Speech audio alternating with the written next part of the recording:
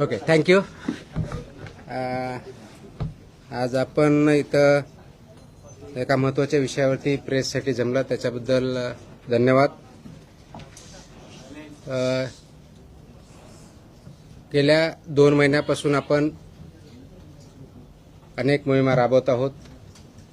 इथून पुढे त्या राबवल्या जातील. आपला जो ध्येय आहे safe food, safe drug, safe Maharashtra, ते अचीव करण्यासाठी आपण वेगवेगळे आदेश देत आहोत. आतापर्यंत आपण प्रोहिबिशनची ऑर्डर, गुटखा जे आहे त्याबद्दल ऑर्डर काढली, मोकोकाची ऑर्डर काढली, त्याचं इम्प्लिमेंटेशन चालू आहे. त्याचबरोबर आपण दुसरी हॉटेल्स, रेस्टॉरंट आणि इटरीज याच्याबद्दलची कंप्लायन्स ऑर्डर केली, त्याची कारवाई चालू आहे, त्याचेही परिणाम होत आहेत. त्यानंतर आपण मिल्क आणि मिल्क प्रॉडक्ट्सच्या बाबतीतल्या ऑर्डर काढल्या, त्याच्याही कारवाई चालू आहे. फूड सेफ्टी अथॉरिटीनुसार जे काही आपल्या जवळजवळ 18 प्रकारच्या फूड कॅटेगरीज केलेल्या आहेत, त्याच्यावरती महाराष्ट्रामध्ये सर्व ठिकाणी कारवाई चालू आहे. आणि आपण जे ध्येय ठेवलेलं आहे safe food, safe drug, safe Maharashtra, याच्यामध्ये याच सिरीजचा पुढचा पार्ट म्हणून आणि अत्यंत महत्त्वाचा पार्ट म्हणून आपण काल एक ऑर्डर इश्यू केलेली आहे, ज्याच्यामुळं सेफ फूड आणि सेफ महाराष्ट्र होण्यामध्ये हे पुढचं पाऊल ठरेल. आपल्याला माहिती आहे की महाराष्ट्रामध्ये जवळजवळ 1,08,000 शाळा आहेत आणि जवळजवळ 2 कोटीपेक्षा जास्त विद्यार्थी या शाळेमध्ये जातात. आणि शाळेमध्ये कोणत्या प्रकारचं अन्न द्यावं, कशा पद्धतीनं द्यावं, याचे काही नियम ठरलेले आहेत. त्याला आपण जे नियम म्हणतो ते स्कूल फूड किंवा सेफ फूडच्या बाबतीत जे आहेत आणि न्यूट्रिशनल स्टँडर्ड्स स्कूलमधले जे असतात त्या पद्धतीनं इम्प्लिमेंट करणं हे अपेक्षित आहे. तर हे जे रूल्स आहेत हे 2020 मध्ये हे रूल्स आले. त्याला आपण म्हणतो safe food, balance diets and balance diet for children in school regulation 2020. हे 2020 मध्ये आले आणि 2021 पासून याचं इम्प्लिमेंटेशन सुरू झालेलं आहे. तसं असतानाही बऱ्याच बाबतीत त्याच्यामध्ये काही कन्फ्युजन आहे, क्लॅरिटी काही लोकांना नाही आहे. विशेषवरून कोणत्या विभागानं कोणतं काम करायचं, याची जबाबदारी कोणत्या विभागाची आहे, मुख्याध्यापकांनी काय करायचं, पेरेंट्सनी काय करायचं, तिथल्या फूड बिझनेस ऑपरेटरनी काय करायचं, FDAनी काय करायचं, याच्याबद्दलही क्लॅरिटी बऱ्याच अंशी नाही आहे. आणि म्हणून काल आपण याच्याबद्दलची safe food for every school child in Maharashtra state wise compliance order dated 27 जुलै 2026 रोजी आपण इश्यू केलेले आहेत. आणि त्याचं इम्प्लिमेंटेशन इथून पुढे खूप मोठ्या प्रमाणावर स्ट्रिक्टली होईल. त्याचा परिणाम महाराष्ट्रामधल्या जवळजवळ प्रत्येक कुटुंबावरती आणि कुटुंबामधल्या मुलावरती होणार आहे. कारण मुलांना जर आपण व्यवस्थितपणे फूड दिलं, बॅलन्स डाएट दिलं, न्यूट्रिशन दिलं आणि ते जर आपण इम्प्लिमेंट करू शकलो तर सेफ फूडमधलं सर्वात मोठं पाऊल हे ठरणार आहे, ज्याच्या अनुषंगाने त्याचे कल्चर, आपण ज्याला म्हणजे संस्कृती, फूड संस्कृती, ती इम्प्लिमेंट होईल, ती तयार होईल. आणि पर्यायानं आपलं healthy child, healthy human being, त्याच्यातून त्याचे परिणाम दिसायला सुरुवात होईल. आणि म्हणून त्या अनुषंगाने आपण ही काल ऑर्डर काढलेले आहेत आणि ऑर्डर इम्प्लिमेंटेशन आपण पुढच्या काळामध्ये करणार आहोत. तर राज्यातील प्रत्येक शालेय विद्यार्थ्याला सुरक्षित, सकस व संतुलित आहार मिळावा, यासाठी अन्न सुरक्षा या अनुषंगाने राज्यव्यापी अनुपालन आदेश आपण इश्यू केलेले आहेत. याच्यातले ठळक वैशिष्ट्य असं आहे की महाराष्ट्रातल्या सर्व शासकीय, निमशासकीय, अनुदानित, खाजगी, निवासी, नॉन रेसिडेन्शियल आणि सर्व मंडळ, मग ते SSC असेल, CBSE असेल, ICSE असेल, IGCSE असेल, IB असेल, कोणत्याही बोर्डची शाळा जरी असेल, त्या सर्वांना हे लागू आहे. एडेड असेल, अनएडेड असेल, प्रायव्हेट असेल, गव्हर्नमेंट असेल, हे कोणतंही डिस्टिंक्शन याच्यामध्ये नाही. सर्व शाळांना हे लागू आहे. ह्या शाळांमधील कॅन्टीन, टकशॉप, मध्यान्ह भोजन केंद्र, ज्याला मिड डे मील स्कीम आपण इम्प्लिमेंट करतो ते, वसतिगृहातली स्वयंपाकगृह आणि सर्व अन्न पुरवठादार जे आहेत वैद्य यांचा परवाना आणि नोंदणी अनिवार्य आहे. म्हणजे काय, शाळेमध्ये जे कॅन्टीन असेल किंवा जे मिड डे मील स्कूलमध्ये जे प्रोव्हाइड करतात ते असतील किंवा अंगणवाडीमध्ये जे कॉन्ट्रॅक्टर असतील यांना हे फक्त फसाई लायसन्स असणारेच असू शकतात. जर नसतील तर त्यांना लायसन्सवालेच अपॉइंट करावे लागतील. विदाऊट लायसन्स होल्डर यांना आपल्या स्कूलमध्ये किंवा कॅन्टीनमध्ये किंवा अंगणवाडीमध्ये फूड सर्व्ह करू शकत नाहीत. हा त्याचा अर्थ आहे. त्या अनुषंगाने त्यांना सर्वांना लागू आहे. त्याचप्रमाणे शाळेच्या आवारात आणि शाळेच्या आउटस्कर्ट म्हणजे भिंतीपासून, ज्याला आउटर साइड ज्याला म्हणतो, त्यापासून 50 मीटरपर्यंत, ज्याला HFSS अन्नपदार्थ म्हणतो, त्याची विक्री, जाहिरात, विपणन, मोफत वितरणास प्रतिबंध घातलेला आहे. I repeat, and this is very important issue. शाळेच्या आवारात म्हणजे शाळेच्या प्रिमायसेसमध्ये आणि within 50 metres outskirt of the boundary. आता बाउंड्री कोणती, तर आउटर साइड जी असेल ती बाउंड्री, म्हणजे समोरच्या साईडला गेट 2 असतील, पाठीमागे ते कोणत्याही टोकापासून जी काय आउटसाइड साइड आहे तिथून पुढे 50 मीटर लांबीपर्यंत HFSS म्हणजे high fat, trans fat, sugar या प्रकारचे प्रॉडक्ट्स वितरण करण्यास, विक्री करण्यास, जाहिरात करण्यास किंवा मोफत विक्री करण्यास पूर्णपणे बंदी आहे आणि ते स्ट्रिक्टली इम्प्लिमेंट केलं जाईल.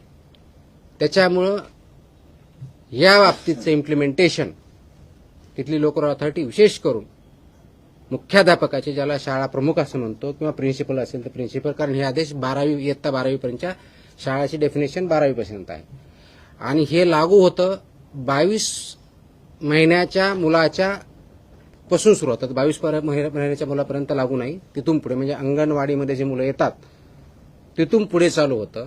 ते 12वी पर्यंतच्या मुलं इथपर्यंत हे आदेश लागू आहेत.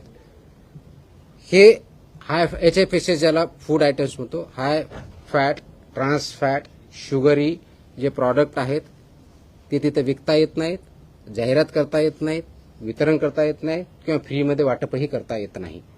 आणि म्हणून त्याचं इम्प्लिमेंटेशन लोकल लेवलला प्रिन्सिपल, त्यांची स्कूल आणि ती स्कूलमधली जी कमिटी असते त्यांनी करायचं आहे.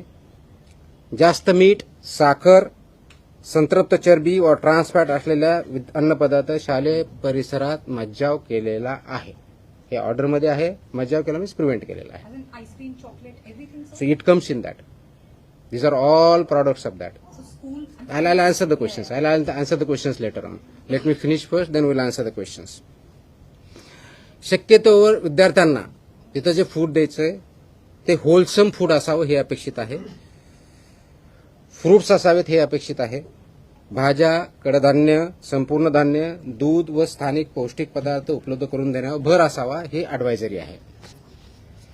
त्याचबरोबर प्रत्येक शाळेत हे पिण्यायोग्य पाणी, स्वच्छता, अन्न साठवणूक, तापमान नियंत्रण, कीड नियंत्रण आणि कचरा व्यवस्थापनाची काटेकोर अंमलबजावणी जिथं फूड सर्व्ह केलं जातं किंवा प्रिपेअर केलं जातं याची इम्प्लिमेंटेशन होणं अपेक्षित आहे. हे करत असताना प्रत्येक शाळेमध्ये एक फूड सेफ्टी डिस्प्ले बोर्ड असणं अपेक्षित आहे. आता फूड सेफ्टी डिस्प्ले बोर्डवरती काय, तुमचा व्हेंडर कोण आहे, त्याचं लायसन्स काय आहे, कोणत्या प्रकारचं फूड तिथं दिलं जातं, त्याच्या काय व्हॅल्यूज आहेत हे लिहिणं अपेक्षित आहे. त्याचबरोबर फूड सेफ्टी सुपरवायझर हेही नॉमिनेट करायचं आहे. त्यांनी हे बघायचं आहे की हे फूड सेफ्टीचे नॉर्म त्या ठिकाणी पाळले जातात. हेल्थ अँड वेलनेस अँबॅसेडर सुद्धा ते अपॉइंट करणं अपेक्षित आहे over a period of time, की त्या शाळेमधून कोणी विद्यार्थी असू शकेल, शिक्षक असू असेल, जो कोणी असेल त्यांनी तो अपॉइंट करायचा आहे किंवा नोडल अधिकारी नियुक्त करणं हे पुढच्या काळामध्ये आपण बंधनकारक करत आहोत, ते आवश्यकता आहे. जेणेकरून हा आपला सेफ फूडच्या बाबतीतला, न्यूट्रिशनल फूडच्या बाबतीतला, बॅलन्स डाएटच्या बाबतीतला अवेअरनेस आणि सेन्सिटायझेशन विद्यार्थ्यामध्ये, शिक्षकामध्ये, शाळेमध्ये आणि पेरेंट्समध्ये केला जाईल हे त्याच्यातून अपेक्षित आहे.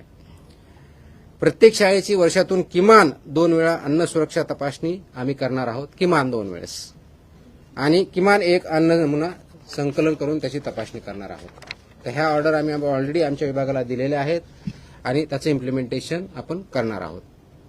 नियमभंग करणाऱ्या ज्या शाळा आहेत, कॅन्टीन आहेत, पुरवठादार आहेत किंवा विक्रेता असतील त्यांच्या विरुद्ध ज्या प्रमाणात ऑफेन्स असेल सुधारणा नोटीस देण्यात येतील, परवानाच्याबद्दलची कारवाई करण्यात येतील, सस्पेन्शनची करता येईल, फूड जे आहे त्याच्याबद्दल जप्ती कारवाई केली जाईल आणि आवश्यकता वाटले दंड किंवा प्रॉसिक्युशन सुद्धा करण्यात येईल.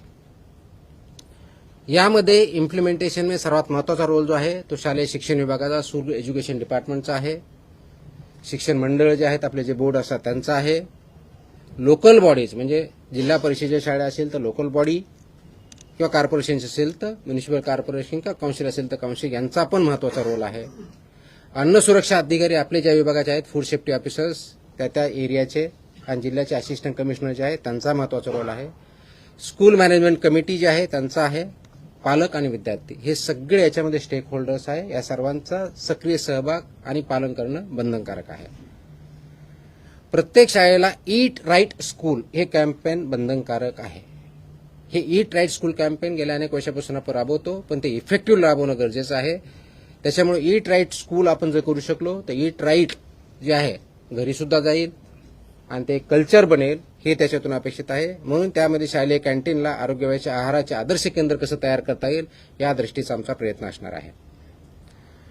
सुरक्षित आरोग्य, निरोगी बालपण, सक्षम महाराष्ट्र या दृष्टिकोनातून आपण हे संकल्प करत आहोत आणि त्या दृष्टिकोनातून ही राज्यव्यापी मोहीम आपण मिशन मोडमध्ये आपण काम करत आहोत. हे करण्यासाठी आवश्यक त्या मग ते पीएम पोषण असेल, त्याचबरोबर तुमच्या मिड डे मील स्कूल असेल, पूर्ण फीड बिझनेस ऑपरेटर्स असतील, यामध्ये 22 वर्षानंतरच्या सर्व काही ठिकाणी आपण पाळणाघर म्हणतो ते पण असू शकतील, डे केअर असतील. हे आपण पाळणाघर आणि डे केअर सेंटरचे 22 महिन्यांच्या मुलापर्यंत जे असतात ते याच्यातून वगळलेले आहेत. परंतु शाळामध्ये जे आपल्याला फूड द्यायचे ते नॅशनल NIN ज्याला म्हणतात राष्ट्रीय पोषण संस्था, इन्स्टिट्यूशन ऑफ न्यूट्रिशन NIN यांनी काही त्याचे मार्गदर्शक तत्व दिले ते त्यांनी पालन करायचे आहेत. या मार्गदर्शक तत्व मध्ये काय सांगितलंय तर होलसम फूड द्यायचंय, व्हेजिटेबल्स द्यायचे आहेत, फ्रुट्स द्यायचे आहेत, प्रोटीन आणि प्रोटीन रिलेटेड फूड किंवा मिल्क अँड मिल्क प्रॉडक्ट जे आहेत ते द्यायचे आहेत आणि HFSS जे प्रॉडक्ट्स आहेत ते अवॉइड करायचे, ते प्रिव्हेंट करायचे हे अपेक्षित आहे. हे करत असताना शाळा व्यवस्थापन हे अन्न सुरक्षिततेसाठी प्राथमिक जबाबदार असणार आहे. त्याच्यामधलं प्रिन्सिपल आणि स्कूल मॅनेजमेंट याची प्रायमरी रिस्पॉन्सिबिलिटी ही असणार आहे आणि त्यांना जिथं जिथं आवश्यकता लागणार आहे, मदत लागणार आहे, आमचा विभाग आपण करणार. म्हणजे school education department, school management, school education department आणि त्याबरोबर जी एन्फोर्समेंटच्या दृष्टीनं लायसन्सची असेल किंवा याच्या बाबतीतले असेल ते FDA food and drug administration याच्याबद्दल मदत आपण करणार आहोत. शेड्यूल 4चे जे निकष आहेत ते आपण पाठीमागच्या ज्या ऑर्डर जर बघितल्या त्याच्यामध्ये शेड्यूल 4 म्हणजे फूड कसं प्रिपेअर करायचं, त्याच्यावर कोणते स्टँडर्ड्स असावेत, कोणते रेग्युलेशन इम्प्लिमेंट, ते सर्व रेग्युलेशन्स इथं लागू होतात. त्या दृष्टिकोनातून ते सर्व स्वच्छता निकष असतील, ट्रेन मॅन पॉवर किंवा फूड हँडलर्स असतील, हेल्थ अँड वेलनेस अँबॅसेडर असेल किंवा नोडल ऑफिसर असेल, हे सर्व तिथं अपॉइंट केले जातील. त्याचबरोबर प्रवेशद्वारावर त्याच्यावरती चेतावणी दिली जाईल. त्याच्यावरती लिहिलेलं असेल की HFSS चे प्रॉडक्ट इथं विक्री करण्यास किंवा ॲडव्हर्टाईज करण्यास किंवा फ्री विकण्यास किंवा तिथं वाटप करण्यास मनाई आहे. हे त्यांच्या गेटवरतीच किंवा दरवाजावरती ठळक अक्षरामध्ये बोर्ड लिहिला जाईल. सो दॅट ही एक वॉर्निंग सर्वांना असेल. त्याचबरोबर पेरेंट्स यांना सुद्धा त्याच्यामधून अवेअरनेस तयार होईल आणि हेल्दी फूड आपल्या मुलांमध्ये जाईल हे अपेक्षित आहे. त्याचबरोबर फूड सेफ्टी डिस्प्ले बोर्ड हा प्रॉमिनंट प्लेसला असेल आणि फूड सेफ्टी सुपरवायझर याची सुद्धा पूर्तता करणं हे बंधनकारक असेल. आणि आता मी सांगितलं त्याप्रमाणे 50 मीटरच्या परिघामध्ये HFSSचे कोणतेही प्रॉडक्ट विकले जाणार नाहीत किंवा ॲडव्हर्टाईज केले जाणार नाहीये. सांगतो येतो सगळं येतं. ही करत असताना याच्यामध्ये आपण eat right school, eat right campus, school nutrition policy, त्याच्यामधले food safety and standard rule 2011 चा सब नियम 2.4 नुसार पूर्ण पार पाडले जाईल अशा दृष्टीचे आपण बघितलेले आहेत. सेफ फूड स्कूल बरोबर प्रत्येक विद्यार्थी हा हेल्दी चाइल्ड बनेल अशा दृष्टीनं आपण काम करत आहोत. हे करण्याच्या दृष्टिकोनातून गेल्या 1-1.5 महिन्यामध्ये आपण या वर्षाच्या अकॅडमिक इयर्समध्ये राज्यव्यापी एक आपण ऑलरेडी अभियान चालवलेलं आहे, ज्याच्यामध्ये 42 ठिकाणी जनजागृती किंवा अवेअरनेस कॅम्पेन आपण घेतलेले आहेत. कार्यशाळा आपण घेतलेल्या आहेत शिक्षकांच्या, ज्याच्यामध्ये त्यांना ट्रेनिंग दिलेलं आहे. आपल्या डिस्ट्रिक्ट लेवलला जे असिस्टंट कमिशनर आहेत फूडचे, त्यांनी त्या ठिकाणी जाऊन ट्रेनिंग दिलेलं आहे. त्याच्या माध्यमातून जवळजवळ 3567 शाळांमधील 4919 शिक्षकांना अन्न सुरक्षा व संतुलित आहाराबद्दल प्रशिक्षण आणि संवेदनशील आपण केलेलं आहे. ज्या शिक्षण विभागामार्फत शिक्षकांना ट्रेनिंग दिल्या जातात, डाएट ज्याला म्हणतो डिस्ट्रिक्ट लेवलला जे डाएट त्यांचं इन्स्टिट्यूट असतं त्याच्यामध्ये ट्रेनिंग जातं, त्या ठिकाणी आपले अधिकारी जातात आणि याच्यावरती एक मॉड्यूल किंवा 1-1.5 तास त्यांच्याबद्दल ट्रेनिंग घेतात आणि आवश्यकतेप्रमाणे सुद्धा आपले अधिकारी जाऊन तिथं अवेअरनेस क्रिएट करत असतात.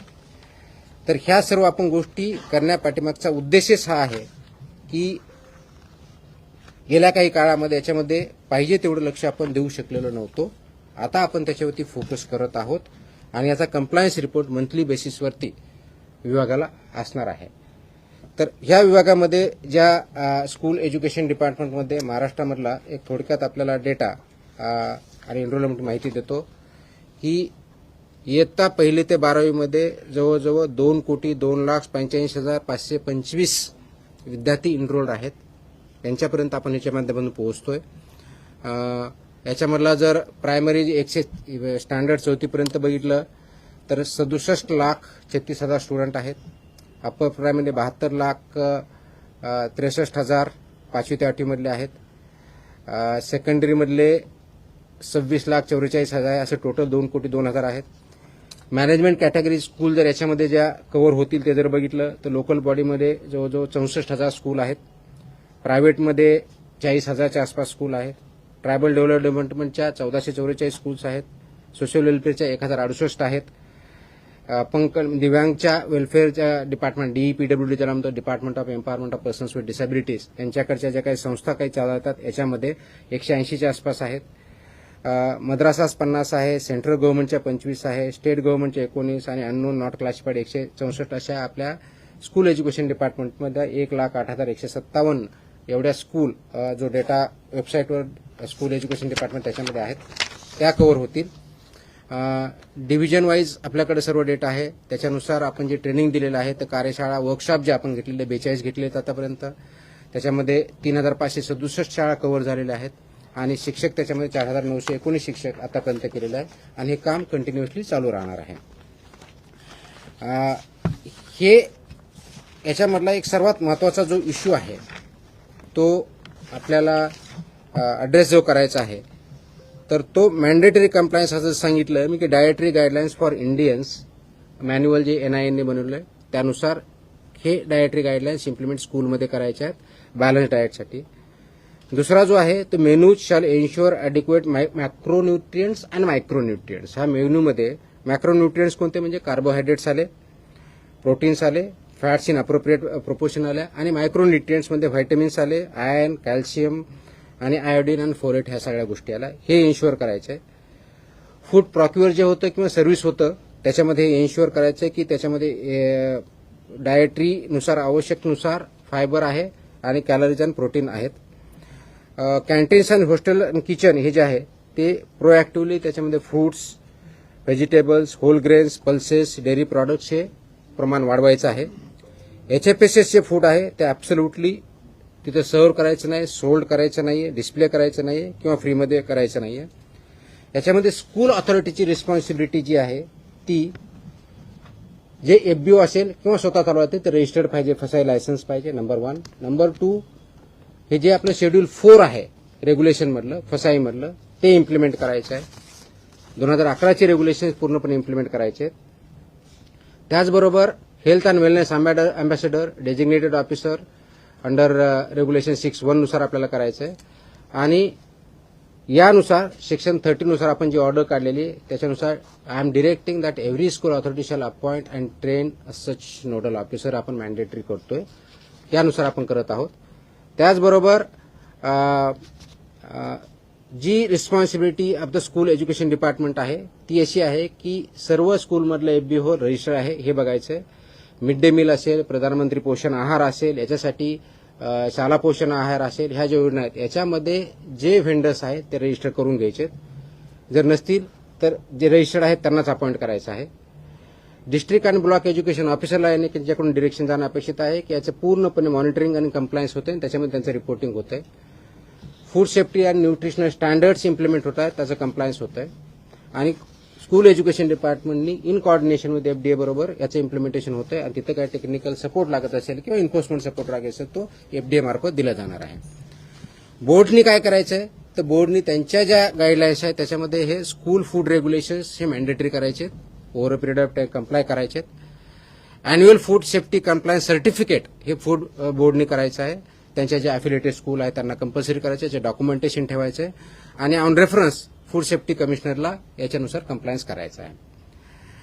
ज्या स्कूल नॉन कंप्लायंट आहे त्यांच्यावरती ह्या बोर्डनी कारवाई करायची आहे. शोकॉड नोटिसेस आवश्यक तिथे द्यायच्या आहेत आणि जर ते केलं नाही तर त्यांचं अफिलिएशन काढून घेण्याची सुद्धा कारवाई बोर्ड करू शकतं. या दृष्टीने त्यांनी गाईडलाईन्स काढायच्या आहेत. फूड सेफ्टी ऑफिसरची जबाबदारी काय आहे तर मॅन्डेटरी इन्स्पेक्शन आपले जे आहे त्या शाळेचे वर्षातून कमीत कमी 2 म्हणजे प्रत्येक 6 महिन्याला 1 कमीत कमी, त्याच्यापेक्षा जास्तही करू शकतात, त्याप्रमाणे करायचे आहेत. कव्हरिंग त्याच्यामध्ये काय काय बघायचं, लायसन्सिंग आहे का किंवा रजिस्ट्रेशन आहे का, शेड्यूल फूडनुसार हायजीन आणि मॅन्युफॅक्चरिंग आणि सर्व्हिंग ऑफ फूड होतंय का, फूड सेफ्टी डिस्प्ले बोर्ड होतोय का, appointment of health and wellness ambassador किंवा अंडरला ऑपरेशन केलंय का, absence of HFSS food products आहे की नाही हे बघायचे आणि विदिन प्रिमायसेस जे आहे रेग्युलेशन 3.5 नुसार कंप्लायन्स होतोय की नाही हे बघायचं आहे. त्याचबरोबर collecting of food samples random basis होती, त्याचं चेकिंग ते स्टँडर्ड प्रमाणे आहे का नॉन स्टँडर्ड प्रमाणे हे चेक करायचं आहे. इनिशिएटिंग लायसन्सच्या आणि रेग्युलेशनच्या प्रोसिडिंग जर जिथं आवश्यक आहे त्याप्रमाणे कारवाई करणं अपेक्षित आहे. एन्फोर्समेंट ऑफ 50 मीटर झोन तो एन्फोर्समेंट करण्यासाठी मदत करायची आणि त्यांनी ऍक्शन घ्यायच्यात. School food safety inspection report हा असिस्टंट कमिशनरला 6 महिन्यातून कंपल्सरी द्यायचा आहे किंवा ज्या वेळेस सांगितलं जाईल त्यावेळेस कंपल्सरी द्यायचा आहे. आणि conducting sensitisation sessions at school level, block level, district level हे त्यांनी करायचं आहे. असिस्टंट कमिशनर आणि जॉईंट कमिशनर त्या डिस्ट्रिक्टच्या झोनच्या आहे त्यांनी हे इम्प्लिमेंटेशन होतंय, जिथं कंप्लायन्स होत नाही त्याप्रमाणे इंटरव्ह्यू करणं, कोऑर्डिनेशन विथ स्कूल एज्युकेशन डिपार्टमेंटवर करणं, फूड बिझनेस ऑपरेटरला गाईड करणं, ह्या सर्व गोष्टी यांनी करायच्या आहेत. आणि सर्वात महत्त्वाचं म्हणजे ईट राईट स्कूल इनिशिएटिव्ह जो घ्यायचा आहे ह्या सर्व शाळांना कंपल्सरी करतोय आणि ईट राईट इनिशिएटिव्हच्या माध्यमातून हे स्टँडर्ड्स आपल्याला तोपर्यंत पोहोचवायचे आहे. आता आपला जो बेसिक प्रश्न येणार आहे की 50 मीटरमध्ये high fat, trans fat, sugar हे प्रॉडक्ट याच्यामध्ये बॅन आहेत. आजही बऱ्याच ठिकाणी शाळेच्या किंवा ज्याला ज्युनियर कॉलेज आपण म्हणतो जी 12वी शाळा असते तिथपर्यंत कॅन्टीनमध्ये असे प्रॉडक्ट्स भेटले जातात. They will be acted against as per आपले जे रेग्युलेशन्स आहेत त्याप्रमाणे त्यांच्यावरती कारवाई होईल. Within the premises and outside within 50 metres periphery of the boundary. Distribution as well. Distribution करता येणार नाही, ऍडव्हर्टाईज करता येणार नाही, सेल करता येणार नाही, फ्री वाटप करता येणार नाही. 15 अगस्त पे लड्डू मिलते थे स्कूल में. What about that, sir? Not Like, allowed. At least in my generation, Not allowed. that's what happened. I mean, high fat, high sugar is not allowed. Please understand. पहले मुझे बोलने दो, फिर आपके सबके सवाल के जवाब मैं दे देता हूँ. ठीक है. अब ये क्यों कर रहे हैं? Please understand. हा करण्याचा उद्देश एवढाच आहे की शाळेमधल्या विद्यार्थ्यांचा ग्रोथ, फिजिकल आणि मेंटल किंवा इंटेलेक्च्युअल हा जो ग्रोथ आहे त्यांच्या रिक्वायरमेंट्स आहेत. ज्या वेळेस मुलं लहान असतात किंवा ग्रोईंग फेजमध्ये सर्वात जास्त रिक्वायरमेंट ही प्रोटीनची असते, फायबरची असते, मॅक्रोन्यूट्रियंट्स आणि मायक्रोन्यूट्रियंट्सची असते. हे बॅलन्स डाएट त्याच्यामध्ये जायला पाहिजे आणि ते खाल्लं तर त्यांचा ग्रोथ बोथ इंटेलेक्च्युअल आणि फिजिकल चांगल्या पद्धतीने होतो, हे त्याच्यातून अपेक्षित आहे.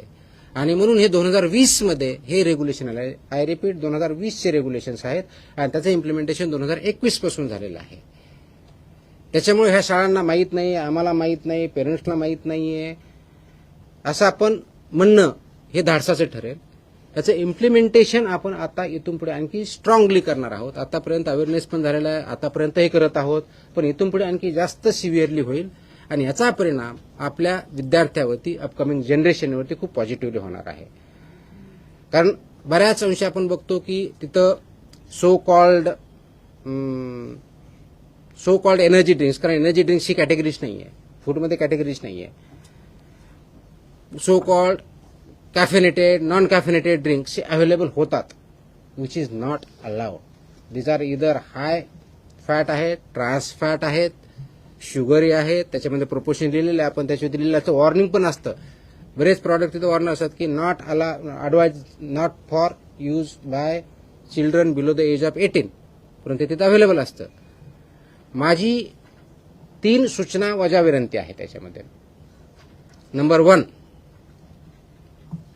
Principles of the school and school management त्यांनी याचा खूप सिरियसली कॉग्निझन्स घ्यायचा आहे.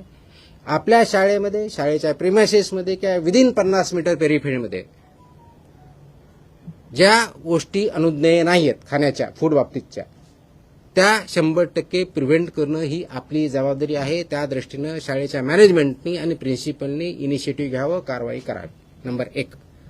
नंबर 2, पेरेंट्सना माझी सूचना आणि विनंती आहे की आपल्या पाल्यांना, आपल्या मुलांना अशा प्रकारचे पदार्थ खाण्यापासून प्रिव्हेंट करा, जेणेकरून त्यांच्या हेल्थवरती पॉझिटिव्ह इम्पॅक्ट होईल. तिसरी विनंती माझी विद्यार्थ्यांना आहे. जरी लहान असतील तर त्यांना काही समजत नसेल मी सांगितलं तर पेरेंटनी आणि टीचरनी आणि स्कूलने त्यांना समजून सांगायचं आहे हे खाणं त्या विद्याच्या दृष्टीनं योग्य नाही. आणि म्हणून ते ज्या गाईडलाईन्स आलेल्या आहेत आणि नॅशनल इन्स्टिट्यूट फॉर न्यूट्रिशन यांनी त्याच्या गाईडलाईन्स व्यवस्थित डिझाईन केलेल्या आहेत, न्यूट्रिशनच्या अँगलने केलेल्या आहेत. म्हणून त्यांनी हे करायचं आहे की विद्यार्थ्यांनी ह्याच्यापासून परावृत्त व्हायचं आहे आणि बॅलन्स डाएट आपल्या विद्यार्थ्यांना द्यायचंय, मुलांना द्यायचंय. आणि हे कल्चर आपल्याला विद्यार्थ्याच्या मार्फत समाजामध्ये आणायचंय, जेणेकरून आपल्या विद्यार्थ्यांची सोशल, फिजिकल, सायकोलॉजिकल आणि इंटेलेक्च्युअल ग्रोथ ही चांगल्या पद्धतीनं होईल. ह्या गाईडलाईन काढण्यापाठीमागचा नॅशनल इन्स्टिट्यूट ऑफ न्यूट्रिशन यांच्या मार्फत, त्याचबरोबर आपल्या फसाईनी ज्या 2020च्या रेग्युलेशन्स तयार केले हे खूप विचारपूर्वक केलेले आहेत. त्याच्यामध्ये कमिटी आहे, सायंटिफिक बेस आधारे केलेले आहेत. त्याचं इम्प्लिमेंटेशन आपल्याला शिबिर यासाठी करायचं आहे, खूप स्ट्रिक्टली यासाठी करायचं आहे की त्याच्या माध्यमातून पुढचे जनरेशन घडणार आहेत, त्या हॅबिट्स इन्कल्केट होणार आहेत, ते संस्कृती आपल्याला आणायची आहे आणि ही संस्कृती आपल्या कुटुंबापर्यंत न्यायची आहे. आणि म्हणून मी आता जसं म्हणलं की दर 2 कोटीपेक्षा जास्त विद्यार्थी या शाळेमध्ये जात असतील, जवळजवळ 1 लाख प्लस शाळेमधून, तर महाराष्ट्रामध्ये फूड कल्चर चेंज करायला जास्त वेळ लागणार नाही आणि त्याच्यामध्ये आपल्या सर्वांचा सहभाग अपेक्षित आहे. हा अवेअरनेस क्रिएट करणं आणि ह्या गाईडलाईन्स रेग्युलेशन इम्प्लिमेंट करणं ही आपल्या सर्वांची सामूहिक जबाबदारी आहे. विशेष करून school education department, school management, parents आणि FDA या सर्वांनी मिळून जर ठरवलं तर जास्त वेळ लागणार नाही. FDAच्या मार्फत आम्ही डेफिनेटली चालू केलेलं आहे. स्कूल एज्युकेशन डिपार्टमेंट आम्ही ऑर्डर काढताना स्कूल कमिशनरला आम्ही डायरेक्ट केलेलं आहे इम्प्लिमेंट करा म्हणून, डिस्ट्रिक्ट ऑथॉरिटीला आम्ही डायरेक्ट केलेलं आहे आणि कन्सर्न डिपार्टमेंटला आम्ही रिक्वेस्ट केलेली आहे. Secretary of the concern department त्याच्यामध्ये आम्ही कॉपी केलेल्या आहेत, ऑर्डरमध्येच आहेत. त्याच्यामध्ये सेक्रेटरी जे आहेत, स्कूल एज्युकेशन डिपार्टमेंट असेल, सोशल वेलफेअर डिपार्टमेंट असेल, ट्रायबल डेव्हलपमेंट डिपार्टमेंट असेल किंवा इतर डिपार्टमेंट जे कन्सर्न आहे, ज्यांच्या स्कूलचा संबंध आहे, त्यांना सर्वांना आम्ही रिक्वेस्ट केली अशा इन्स्ट्रक्शन आपल्या स्तरावरून परंतु द्या, जेणेकरून त्याचं इम्प्लिमेंटेशन होणं सोपं होईल आणि याचे इन्स्पेक्शन पुढच्या काही दिवसामध्ये चालू होतील. आणि त्यावेळेस असं व्हायला नको की आम्हाला माहीत नाही आहे. ह्या ऑर्डर्स त्यांच्यापर्यंत पोहोचलेल्या आहेत. जिथं ज्यांना आपल्याला ट्रेनिंगची आवश्यकता वाटते त्या लेवलला डिस्ट्रिक्ट लेवलच्या ऑफिसरनी, डिस्ट्रिक्ट एज्युकेशन ऑफिसरनी, त्या शाळांची किंवा तालुका लेवलला आवश्यक त्या ठिकाणी ब्लॉक एज्युकेशन ऑफिसरनी आमच्या ऑफिसरबरोबरच्या मदतीनं असे वर्कशॉप घ्यावेत. त्याच्यामध्ये आम्ही गायडन्स करू. इम्प्लिमेंटेशन करण्याची जबाबदारी स्कूल मॅनेजमेंटची आहे आणि स्कूल एज्युकेशन डिपार्टमेंटची आहे. इन्फोर्समेंट करण्याची जबाबदारी आमची आहे, ते आम्ही पार पाडू. आणि कंप्लायन्स किंवा ऑबिडियन्स जे करायचं आहे ते पेरेंट्सला आणि विद्यार्थ्यांना आणि शिक्षकांना करायचे, त्यांनी ते करावे. अशा दृष्टीचं हे काम आहे, मोठं काम आहे, पण सर्वात मोठी अपॉर्च्युनिटी पण आहे, ज्याच्या माध्यमातून आपले जे पुढे चालून NCD ज्याला म्हणतो, नॉन कम्युनिकेबल डिजीज आहेत, वेट गेन करणं, वेगवेगळ्या प्रकारच्या आजाराला बळी पडणं, ते याच्यातून आपण अवॉइड करू शकतो आणि पुढच्या जनरेशनला लाईफ चांगल्या पद्धतीने देऊ शकतो. त्या दृष्टीने आपल्याला काम करायचं आहे. Yes please.